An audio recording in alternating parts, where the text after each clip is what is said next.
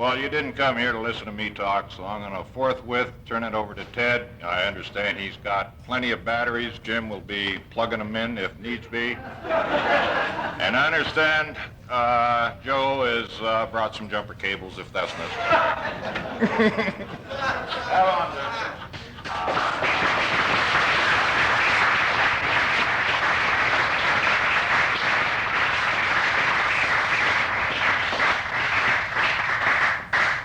Thank you, Larry. First of all, can you hear me back there? Isn't that great? I'm honored by the show up of some of my old friends, all of my new friends. That's what AA's all about. I don't know whether you showed up to hear a man with an artificial voice try to make a bitch, or as a curiosity, or whether you came to hear a good AA message. Now, I have a real low-down drunk log to tell you, or I have a real spiritual bitch. Which one do you want to hear?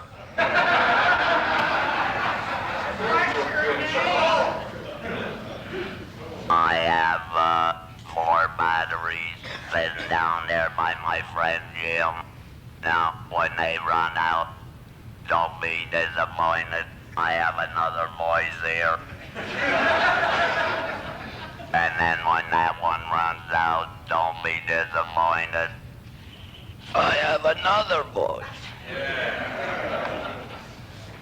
So, I also have another one at home, and I didn't figure I needed that one. But, you know, I'm here to talk about Alcoholics Anonymous and my disease of alcoholism.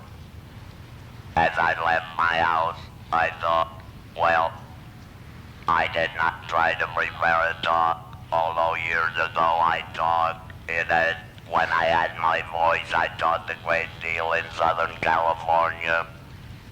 But I don't think I have made an hour talk for about 10, 12 years that I can recall. So this is really an effort to me. Well, not an effort, but I gotta put my thought together with pushing the button. It's a little like chewing gum and jumping or one of them things. So. But as I left my house, and then when the battery runs down, whatever you do, don't let me lose my train of thought. Try to remember it if I ask you, because I'm getting to that age where you turn the page or nothing there sometimes. That's not bad for 50 though, is it, Jim?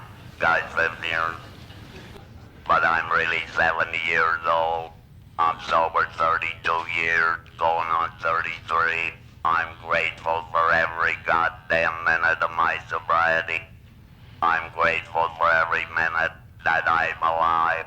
I'm grateful when I get up in the morning. I'm glad when I wake up. I'm just delighted to have all the AA friends, both men and women, and young people that I meet in rooms like this in Alcoholics Anonymous. You're all my friends. And I know you love me and I love you, and that's what AA is all about. I'm going to talk a little bit tonight about the code of alcohol of the Alcoholics Anonymous, which is love and tolerance. I'm going to talk about a lot of things, but as I started out, as I left my house, I thought, here I am leaving better than an upper middle class home, driving a nice new white Lincoln automobile with air conditioning. I'm leaving a wife in a house with 2 swimming pools. These are all facts, I'm not bragging. I have curtains on the windows, my bills are paid. I have a wonderful, wonderful family who love and respect me. I have 5 children, I have 11 grandchildren, I have 3 great-grandchildren. I am retired and have been for several years, which I fought. I fought that hard, but I finally got out of the business. My sons were so glad to hear that, because I was becoming a pain in the ass. And these sons, have turned this business into something I never dreamed would happen. I want to add that they told me just the other week that I should take my wife, go anywhere in the world. They would tell me when to stop spending money. Now, isn't that a fringe benefit of sobriety? That's the ultimate. I'm grateful for that. But now, normally we say when we make a bitch, we tell a little bit what it was like, what happened, and what it's like now. I'm sort of reversing it. I'm getting to the point I want to reach maturity before senility. No. I do not have great retention powers anymore. I'm sincere about that. So as it comes up, I will tell you about it. And I'm sure you're not here to judge me. If you are, tough shit. I did all my drinking in a little coal mining town, hard coal anthracite, in Tower City, Pennsylvania, a population of 3,000 people. I was born and raised there to a mother. My father was a coal miner who was killed when I was 8 years of age. He was killed in the coal mine. I never got to know my dad. But I might mention here, my mother often told us as we grew up that my father was a drunkard. In those days they didn't mention alcoholism. They just said he was a drunkard. I remember when my dad died, my mom would tell the story. I don't recall it, but he had the cellar full of wine. The basement, he made his own wine. And she said she dumped barrel after barrel out on the lawn, and they had a big lawn. She said it killed all the lawn. So, and then I heard from my mother as life went on about my grandfather. He was also a drunkard. And then later in your stint, maybe I'll get to it, maybe I won't. I had a son who became a drunkard. Maybe more than one. It isn't over yet. I can't brand any of them alcoholic. They work hard, they play hard. That's their business. We in AA don't brand anybody alcoholic. I want to tell a little story. I hope it doesn't offend anyone. This applies, it's a little bit of an analogy that I like to make between AA and outside interests. And I do not want to discriminate, but there was a company of paratroopers. I'll name it Marine paratroopers because I was a Marine many years ago. And they were up on an exercise, so they jumped out of the airplane and their chutes open. Well, one Marine, as he was going down, he noticed another guy come down, his chute wasn't open. And he reached out and he grabbed him, and he pulled him in and he yelled at him. He said, "Are you one?" The guy said, "No." He said, "Bye-bye." So, draw your own conclusion. He might have been a Baptist, a Catholic, or maybe even gay, something like that. Now, in AA, this is the analogy. In AA, as you pass by, we reach out and grab you. We give you a shot at the program. They gave me a shot. And if you don't want it, we'll let you go. We do it with love. I don't know whether that guy did with the parachute. But we do it with love here. And we say, come back, you're welcome. Because as our big book talks, many want to pursue it a little further. Many people come in here and they compare rather than identify. They say, I was never in jail. I never had a traffic ticket. I never had this. I never had that. Instead of bearing on the fact of the identification, the feeling, the lack of control, the inability to predict their actions at any given time once they drink alcoholically. That's another point I want to talk about. Sometimes when I talk, that was years ago, I would get sober. Sometimes I didn't. I don't know what's going to happen tonight on either in that area. But as I drank, I was introduced to booze by a good old coal miner in that town. And he was really good to me, this guy. He gave me his daughter, his automobile. He introduced me to his wine cellar and his refrigerator, which was always full of beer and whiskey. That's where I learned to drink. I think at that time I was maybe only, I was in 11th grade, so name it, maybe 16 years old. But it turned me on from day one. Drinking, it made me more than I was, as we can all identify with that. We fantasize, we become this, we become that. I don't consider I had a problem at that time with alcohol. One other thing I want to refer to it is at a young age. That was very important in my future alcoholism. At a young age, I was to inherit a great deal of money. Although my father was a coal miner, he had 3 brothers out in Detroit, Michigan, who were well-educated mechanical engineers. They were self-educated. They went to night school, pursued it, got their degrees, and built a successful business. As a matter of fact, the one uncle who became my guardian after my father died was married to Henry Ford's sister. This is the God's honest truth. I never mention that because you'll all think I'm famous or something. But I inherited 1/8 of this establishment. 1/8. His wife, my uncle's wife, inherited. In other words, he owned a quarter, she got an 1/8, and I got an 1/8. Unfortunately, at time when she lost everything, and so did I. So the money went for naught. By that, I left my money there. I would have been a very wealthy man at the age of 30 years. But nevertheless, I'm here today. I still drive a nice Lincoln, have a nice car. So, to repeat what happened. I say funny things, and if they're funny to me, if they're not to you, you don't have to laugh. So, I say things like that to make myself comfortable. Anyway, I got out of high school. I drank a lot. I don't think I was an alcoholic. I was in college, in Muhlenberg College, down in Allentown, Pennsylvania. And I was in my second year when World War II broke out.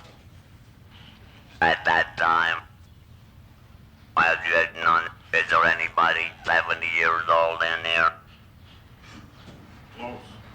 Close. Well, some of you remember World War II, some of you don't. But it was a bad time. And so I'm in college. I could have gone in as a, what they call them, 90-day wonder, second lieutenant. But my roommate said that, Dad, let's not go in. We don't want to go in. Let's go to Annapolis or West Point. When the war broke out, they needed young people who were going to college for these jobs. I said, no, you go. I'm going in the Marine Corps. Big shit. I went in as a private. I often enjoy telling this story. I went in the Marine Corps as a private. I came out as a corporal. And let me tell you about my roommate. He went to Annapolis. Today he's an admiral in the Navy. I have met him, and we laughed. He said, you dumb shit. So, even though I don't think I drank alcoholically, I know I didn't at that time. I was making grades. I went in the Marine Corps. It was that time when they needed everybody they could get overseas. So I went to the Marine Corps boot camp down at Parris Island, which was a lot rougher then than now from what I hear in the Army today. I understand you go in now, they baby you. Jesus Christ, them days they drown you. And nobody is not, they tell nobody. I'm trying to say you Army guys are pennyweights compared to us. But I come out of, I went in the Marine Corps. I had one brief stint of trouble. I drank every chance I had. I still don't think I was an alcoholic. I went through Parris Island. They were in rush to get people overseas. That was the time of Guadalcanal and all that. And I went out to Camp Pendleton in California. The battery's holding up pretty good, Jim. And there we trained, combat training, and they gave us all a 10-day leave prior to going overseas. And we were all told, do not go east of the Mississippi. Guess who went east of the Mississippi? I got drunk in Chicago and got tied up with a nice little fox. You call them foxes today. I call them nice little girls. And I got back over. I could have been shot. I was a little late. I was 3 days late, but due to the fact that we were going overseas, they just put me on the ship and went over to New Zealand and on and out into the islands. I spent almost 3 years in them islands and did my job. I don't think I was a hero. I drank every chance I could get. I remember buying whiskey. The pilots used to fly down to Australia and New Zealand, and they'd get liberty down there. Well, guys like us, when you had a campaign, you'd go back to a rest area and they'd give you 2 goddamn cans of beer a day. That's what privates got. The officers got 5 of whiskey and a few women, everything else. I still resent that shit. Talk about resentments, you never get over all of them. But these pilots that come back from New Zealand and Australia, they'd have 5 of whiskey, and they charge guys like me $50 a goddamn 5. And at that time, I got $30 a month. But I had a lot of whiskey. I gambled a lot and I'd get lucky. We'd roll dice on a blanket. Did you ever do that, Jim?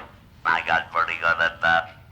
And I'd win a few bucks. And at the point I'm trying to make, I drank a lot then. I still don't think I was necessarily an alcoholic because everybody goddamn it drank. You didn't know what would happen the next day. It was a rough life. It was wartime. It was, he's my age. Shit, there's a guy who knows all about it, too. I hope you don't catch me in a lie. But I came back, and I was to receive this inheritance. All this time, I remember, and I'm not saying this to brag, but we were in Beijing, Iwo Jima, my Marine division, and on the way in, I remember saying to one guy, I hope the hell I live so I get home to spend that dough. I had lived from childhood on, knowing someday I would be rich. It wasn't really that much, but it was rich in terms of those days. The amount of money I was to receive, I'd live for that. And the point I missed way back, which I brought it up to, which occurred to me now all my life, my ego was built up. If you know you're gonna be rich in a small coal mining town, everybody in that town treats you a little bit different. I was the class president. I was the president of the dramatic club. I Jesus Christ, I couldn't even play basketball, and they made me captain of the basketball team.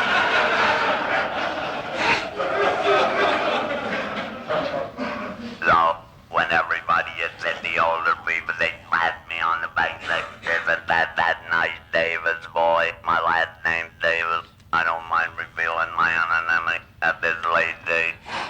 I never did give a shit anyway. But, and now I get back to coming out of the Marine Corps to getting my money. I had not, as I said, I hadn't furthered my education much. I went to Susquehanna University last for a brief stint. I went to a Dublin business college. I might accumulated 2.5 years of college. My uncles there said, Dad, there's no place for you in this tool and die plan unless you know something. And they were so right. They wanted me to get a degree in mechanical engineering. While I drank, my drinking got worse. And they said, well, we suggest that you come out and maybe you can work on the job and maybe you'll settle down and you're a little wild now. They were real nice gentlemen. My uncles, they're all dead now. They took a lot of time with me and they wanted to make something out of my life, but even then, I think I was beginning then some of the alcoholic behavior. So they put me in an office and they made me paymaster. And they gave me a cute little secretary. Well, I changed secretaries about every other month because she wouldn't come across in the office. I went to lunch with my uncles. They went to the country club. I'd go with them. I'd drink my lunch, and they would eat. And I was a constant. I became a very big embarrassment to my uncle. And finally, they called me in one day, and they said, Dad, can't you settle down? Can't you just go back to college? Just do something or even get interested in the business. All I did was I wanted to play. I was a party boy. I had the money to do it. And I said to him, okay, buy me out. You know, alcoholics can be vicious. We can be really rotten. I don't think any of you in the room can be, but I could be. But I said, if you don't sell out, buy me out, I'll sell out to that Jew across the street. Because it was a closed corporation. They didn't want any outside people in there. That's how rotten I was after all the good they did for me. So they did. They said, go back to Pennsylvania. We arrived at the amount of money. Go back home. As soon as we can raise the money, we'll buy you out. And that's what they did. And they wished me luck. Well, I got the money. I drank. I made my headquarters in the Moose Lodge. And I was a big spender. And I bought for everybody. I opened a block plant. It's ironic I turned out later to be in that business. I'm a bricklayer by trade today. And, but I made manufactured the concrete block. And it was a good business. I put that together. But I was still drinking more and more and more. I think I was an alcoholic. My money got me by. It just, I bought my way wherever I went. And then I bought a small coal mine. I had a brother, and he was a good guy. My brother Bill, he's still alive. And I said, Bill, you run things, I'll be the entrepreneur. And he knew what it was. I dumped every other thing on his shoulders, but I spent more than I made. I was selling coal down in Washington, D.C., swapping it for lumber, bringing it back to Pennsylvania. I had some goddamn good ideas, Jim. I did in later life, too, didn't I? But I drank, and I partied, and that's all I wanted to do. That's really all I wanted to do. That money lasted me and the properties I had acquired 3 years. I was called into my bank one day, and this is the God's honest truth. I didn't know I was broke. The banker, his name was Art Lewis. That man lived to be 100 years old, incidentally. He was a good friend of mine. He tried to help me out, and he said, Ted, you're broke. Did you know? He said, you're on the verge of receivership. Everything you own. He said, every time you come in, I give you money. You never ask what you owe, and I did. He handled my affairs more than I did. I wouldn't let my brother in on the fine financial area. I gave him a partnership under my thumb, one of them things. And so I ended up broke. I mean flat broke. Well, no, I had been married. I forgot that. That's a minor thing. Christ, if she was here, she'd kill me. I forgot all about her, but that's the way alcoholics are. We don't care about loved ones, do. Leastwise, I didn't. So I had married Billy, and I kept her barefoot and pregnant. I really did. I was mean to that woman. I was horrible. I was cruel. When I had my money, I was a Rotarian. I was a Legionnaire. I was a big shot. Billy. A lot of you know my wife. She's a hell of a lady. Don't screw with her. I'm afraid of her. But that lady, I had her so subdued. She'd sit in the room with the blinds down because I know you're all alcoholic. Incidentally, how many alcoholics are in the room? Well, we got a full out. Do we have any Al-Anons? Good. Do we have any black belt Al-Anons? There you go. I have one and all. And she, because my wife would not socialize the way I wanted her to socialize, I put her down and I beat her down. And the alcoholic has that verbal ability to put good people down because they don't want to confront us. And my wife got nervous and she got eczema. She couldn't even change the baby diapers. Her hands were sore. And I'm broke now. I had a house, but that was damn near in receivership. I gave her no money, very little. The children, I started drinking now alcoholically. My first job after I lost all that money and living that kind of a lifestyle was a water boy on the Pennsylvania Railroad for a colored labor gang. I was the only white man on that crew, and I was the goddamn water boy. Believe me, that was something for me to swallow for my pride, but it's the only damn job I could get. And it was, one of them crews that drive spikes over the rails and this and that. Well, these guys took care of me. They gave me wine, give me a little whiskey. They nursed me along. And I stayed on that job a while, then I'd get sober. I wasn't a periodic. I was always a daily drinker. But there were periods that I maintained. I was always a good worker. I am today when I have to win. I enjoyed working. I was never lazy, and that carried me.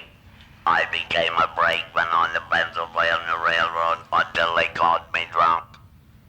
And they fired me for that, because that's a very important job, and, you run trains. For Christ's sake, they don't want drunks running trains. And I became one of them guys. Did you ever see in the movies where they ride these railroad cars down the hump? They call it they're loaded with coal and stuff, and there's a guy up trying to put that brake on with the brake stick. I did that job for a whole winter with ice on it. And what you do when them cars hit, right before they hit, you'd be up on top, and mind there's ice there. And I'd jump. You learn to jump. They used to call it the butcher's job. Guys would fall off somebody had a leg cut up. I don't know if God took care of me and those kinds of things. So I went on from that job. I mined coal. I mined coal for 5 years. Can you just imagine the life my wife and children had? Now, long before this happened, you know what? Before I really became a miner, my children were coming home and they'd saying, Mom and Dad, the other kids won't talk to me because Daddy's a drunkard. They wouldn't invite my children into their house. I was that bad then already, and I went on those 5 years in the coal mines. Now, I'm sure there's people in here who have mined coal. You handle a lot of dynamite. It's a dangerous job. I learned to do that, and I learned to do it drunk. And I worked with guys who were drunk. I generally lined up with a drunken miner. As a matter of fact, the drunken miner taught me the trade, what a bear we were, and that was dangerous work. It's wet work. You handle jobs, and my own father had been killed doing the very same thing that I was now doing, but I couldn't get nothing else. If you were ever, remember when you taught Jim, when you're raised in cold country, you do what the hell you have to do. And I mined coal, but I seldom got home with the money. Then they had coal mining operation back there, what they call independent operation. You go out, you find a vein out in the mountain, and you rig up a deal, and you mine the coal, and you sell it. I did a lot of things at this time. I remember one time I get desperate for money. Now in those mountains of Pennsylvania, they had old coal mines, and they had big buildings out there, and they had steel girders in them. I ran an operation out there drunk. I hired guys off the street. They thought it was legit. The only thing we worked night shift. I tell you what we were doing. I had torches there. I was tearing the roofs off and burning down them I-beams and selling them. And it was, I got away with that shit until one night, and I had 8 employees. They used to say, why do we work night shift? I said, do you want a goddamn job or don't you? And one night, the night watchman come out. I got caught, and I had the truck loaded. The men were there with torches burning, and he never told the men. He come over to me and said, what the hell are you doing? I had been on my 3rd building. They were big dogs. And just a joke. I knew it was wrong, but I had to make money. And he come over, he said, I tell you what you do. You leave everything the way it is and get the hell out of here. He said, I won't call the law. He cleaned up. He got the truck. He got the steel that was loaded and everything. Anyway, I better get to my Alcoholics Anonymous. So 5 years mining coal. Then I tied up with a bunch of guys. Wade, you just missed it. I told them about the Marine Corps. Shit. You missed the best part. Wade and I were in the Marine Corps together, not in the same, but at the same time. So once in a while we talk. But I became a bricklayer. Now I tied up with a bunch of drunken bricklayers. You can be surprised what you can do if there's a drunken bricklayer right there. Yeah. You learned the trade drunk, didn't you? I know I did. And I bet there's a lot of drunken carpenters and steel workers and motorcycle guys and cocktail waiters. Now the goddamn hand went up. But we all do what we have to do to support our habit. But we don't realize we have a sickness. Leastwise I didn't. But at times I was getting in more trouble. Like, I'd go out, I'd drink, I was always cocky. I'd say dumb things, I'd do dumb things. And now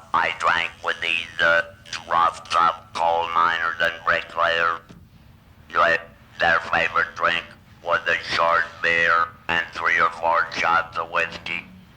Now, did any of you hear of Corby's whiskey? You must have. Is that the one with the parrot on it? That goddamn parrot you thought back to me once in a while. That's when I knew I was in trouble. I drank with some pretty tough people, believe me. And I found out they might have been heavy drinkers, they might have been drunkards, they might have got drunk, but they went home. And little by little I didn't. Little by little I started getting a conscience. I'd go home, I'd have a crying jag on. You ever get one of them? The remorse. I'm sorry, Billy, love me and I won't do it again. That kind of stuff. And I was sincere. I didn't like what was happening to my life. I was educated. I had a good background. I had been raised by a good religious mother. What was happening to me? I don't think that, the reason I say that, I do not think that happened to the heavy drinker. I think that happened only to the alcoholic. It's only my opinion. I began to get a conscience. It bothered me. And I started looking around. The friends who had been in the service with me, the friends in that little old town, they were still drinking a beer or 2 a day. But when Ted Davis come in that bar, they'd leave. And that was lonely. That was scary. They didn't want nothing to do with me because I'd embarrass them. I'd bring up all the time, you know how goddamn annoying a drunk can be, you know. The repetition and the same old story. And the drunk laughed, the other person wondered what the hell he's laughing at. The parrot talk back to you, you know. And I went through a period of a bad time. When I made money, I couldn't get home. I was ashamed. I'd look at my children. I'd hear what my kids would say to they were afraid to tell me anything. I'd backhand them. I was mean to my children too. I'd say little children should be seen and not heard. Don't bother your daddy. And they'd tell their mother how they weren't allowed here, they weren't allowed there, because daddy was a drunkard. And my behavior became worse. People would call my wife that I was drunk down on the main street. Would she come get him? I had accidents. I got stupid. Like I started to tell you about drinking with these big tough coal miners. Well, one night I went in this one guy, his name was Ramey King. I'll never forget it, because he beat the shit out of me. But Ramey was there. He had one eye. Tough guy. And I said, Ramey, who's the dog? He said, you asshole, that's my wife. I began to do things like that. My friends would turn on me. I would insult them. I'd steal money from the bar. I'd win. I'd think they didn't see me. And I had no money to drink now. Even when I mined coal, I'd make money. I'd gamble it. You know, the typical story of a drunk filled with remorse. I was bewildered more than anything else. I just could not fathom what the hell was happening to me. And at this time, after I became a bricklayer and went on with that for a while, I called Alcoholics Anonymous. Rather, my wife did. Now, the nearest AA meeting or AA group was down in Reading, Pennsylvania. And that was 50 miles away over the hills and mountains. And by God, they came. My wife called them. No, I didn't, but I agreed. She said, Ted, you gotta do something. If you don't do something, I'm gonna leave you. You know, she said we can't have these children. By now I had 4 children. And she said we can't go on like this. Kids have nothing. She had nothing. She said she was a nervous wreck. She said, I'm just going to hell. She said, even your brothers. And that truth didn't want nothing to do with me. My poor mother did up to the end, but she never saw me sober. So I called AA, or my wife did, and they drove 50 miles. And guess who was at the front door? A priest. He was a Jesuit priest with the vestments on, and another well-dressed guy, John.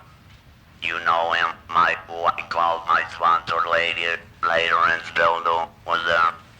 And in the meantime, my wife had the suitcase and a few clothing. I had some good luggage left, and I had some good clothing left, and she had them on the staircase, and they come in. They took one look at me, took one look at her, looked at the house, walked around the house. It was a mess, typical drunk house, broken chairs, springs coming up through the furniture, the ceiling falling below the bathroom, the roof leaked.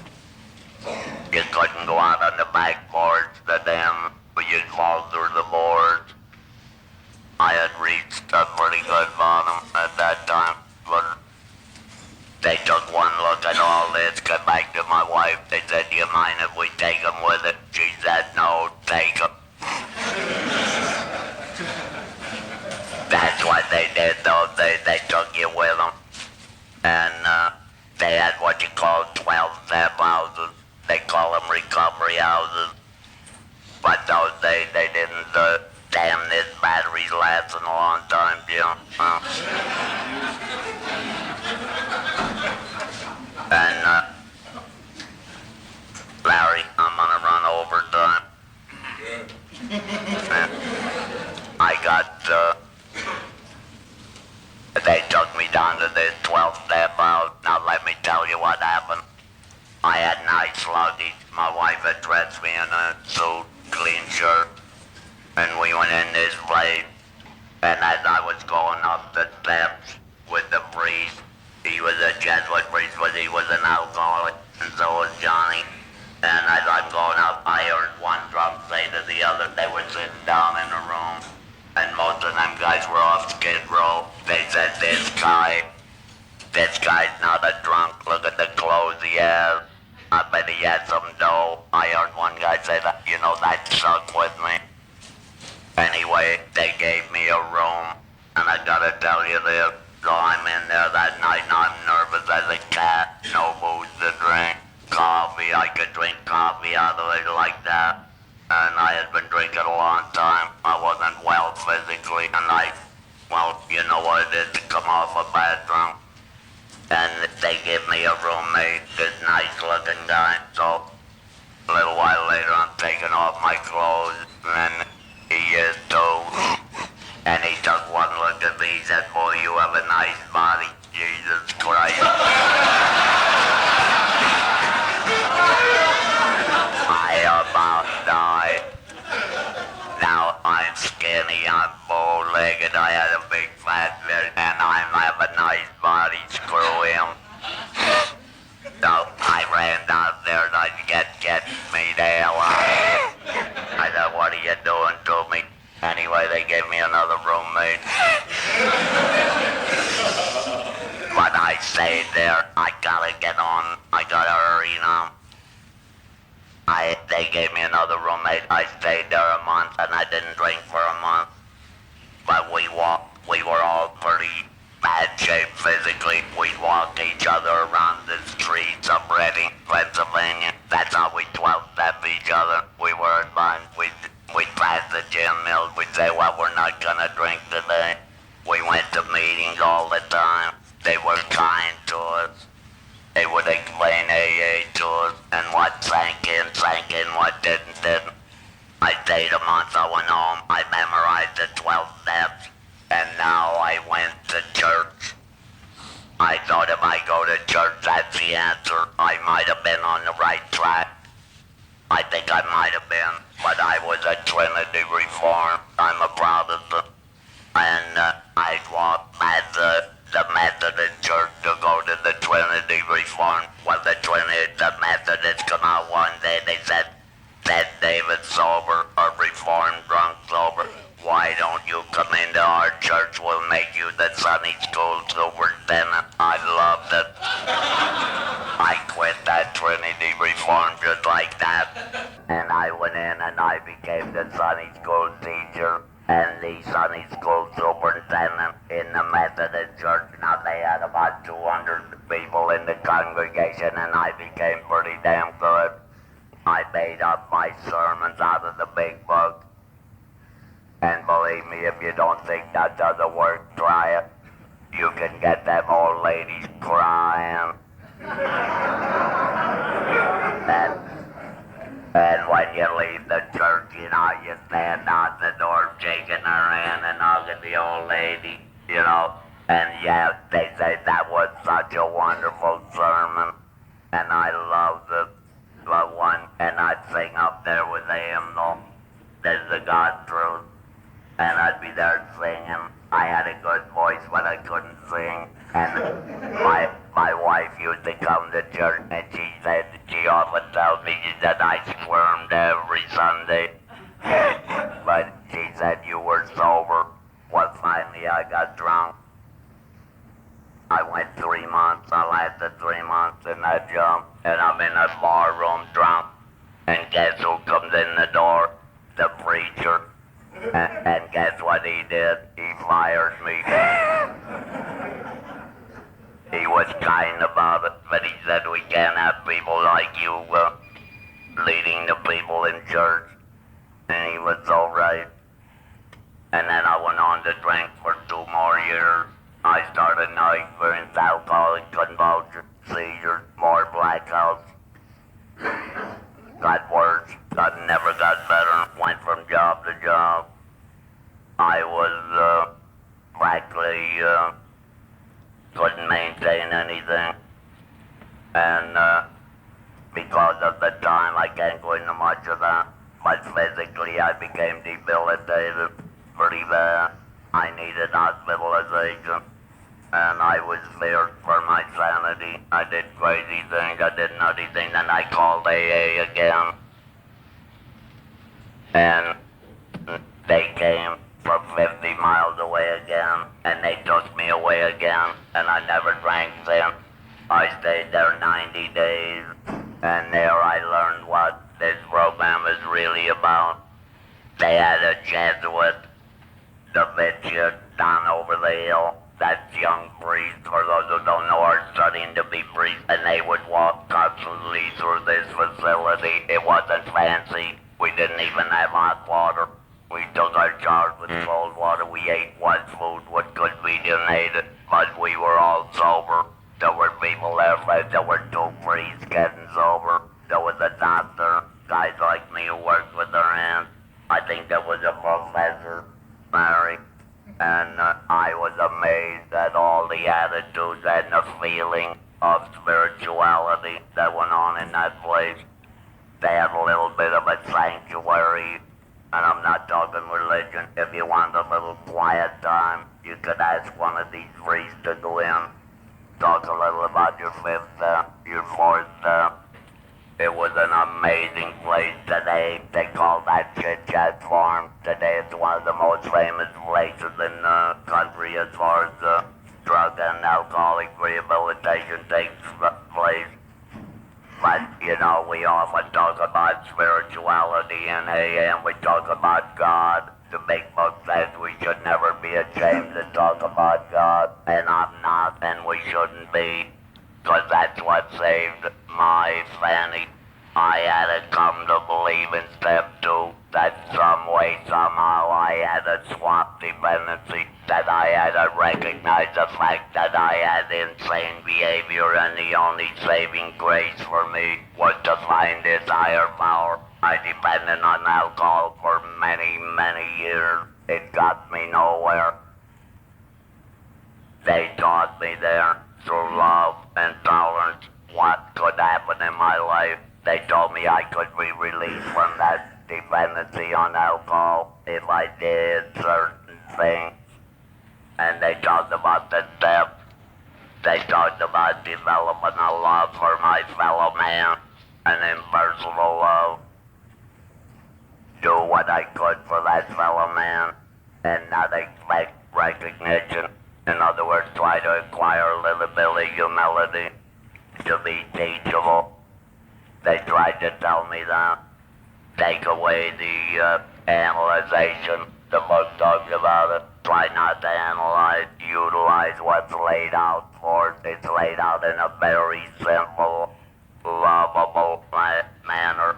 Love is what this is all about. Loving and caring. I got a lot of that there. I felt it. I knew it was real, and I tried to pass it back. I stayed there 90 days, and I had to go. I was getting actually institutionalized. And finally, the director's name was Bob Traylor, sober many years. I really loved that man. He taught me a lot. And he said, you have to go home now and take care of your family. He said, you got to face the world. You've just started. But get out there, get involved in AA, do what you have to do. Trust God. You're trying to clean out. Now you gotta go help others. And he kept pressing that on me, and I'd say, well, I only have 3 months. What do I have to give away? He said, you got 3 months. You got a day at a time. He said, you gotta, we have tried to teach you to get order in your life.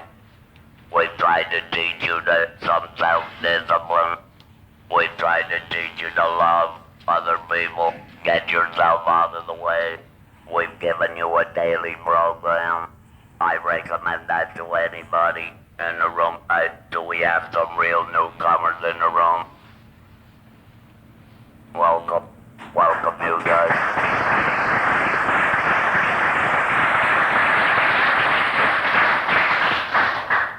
There are people here who really care about the newcomer, and they have something to give you. Make out a winner. We're all winners, but we all have a special personality that we like, that we can relate to, that we can dump our guts to. This is what we need, especially into the beginning. These people will respond. They will share their experience, strength, and hope with you. And I gotta tell you a story about that. Years ago when I taught in California, and I taught a great deal when I had my voice. A lot of it was good, some of it was bullshit. I tell jokes, but I'm real today. I want to be real. I didn't recognize some of the things. I had to stop speaking before I lost my voice because of that. I was trying to impress people with some of the talks I made. And there's nobody likes a captive audience like an alcoholic. We love it. I love it today. But especially when people respond. So we must learn to be honest in all our affairs. I lost my train of thought. But I do know that even today, I have to respect my limitations. That is very important to me.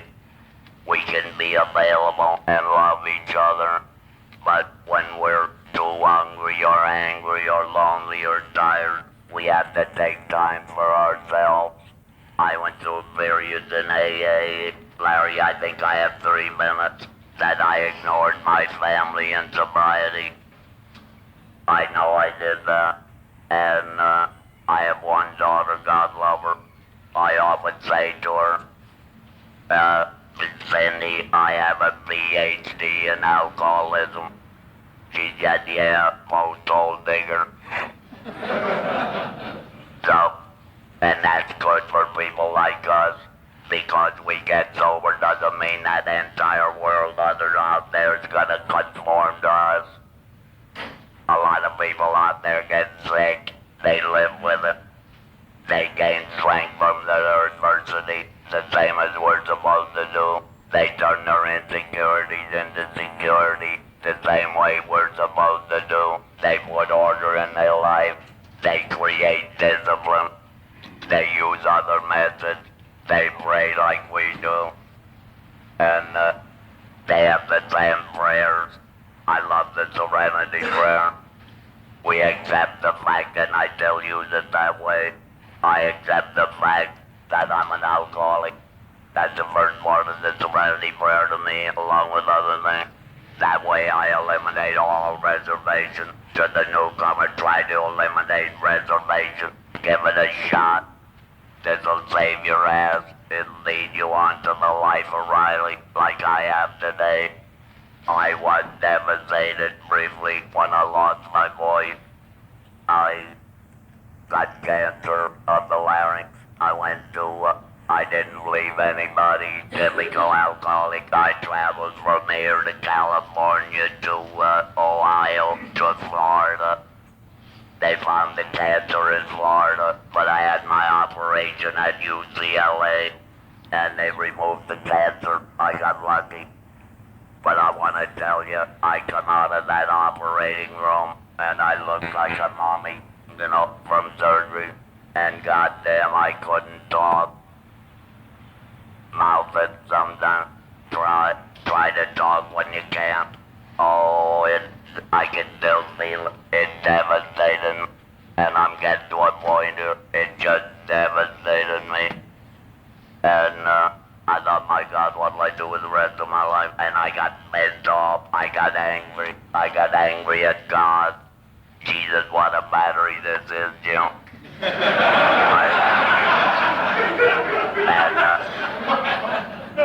Picked a good one. Jesus. And, see, now I screwed up.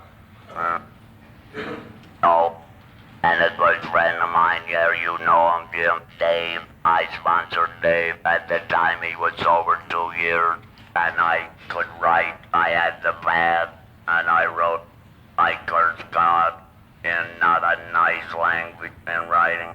Why would he take my voice? And Dave was there, and he commiserated with me, patted me on the shoulder. Dave and we're still very good friends. I love Dave. He loves me. I still sponsor him. He said, Dad, and I'm shaking. I'm so mad. I was in intensive care, but I thought it was the end of my life, and I blamed God. And he said, he calmed me down. He said, Dad, you always told me God gave you all of us a free will. And with that free will, we make mistakes. And he says, now you're cursing God for the very thing you told me to watch out for. He said, did God tell you to smoke more goddamn packs of Camels a day? And he was right. My free will ran rampant. I drank hard whiskey for many years. God didn't do it to me. And never will. My higher power means nothing good for me or you. I often talk to my friend John about step 6. I'm sorting and straightening that out, John. John and I've been going over and over that. We're good friends. I have so many good friends in AA. We get sincere in these private conversations.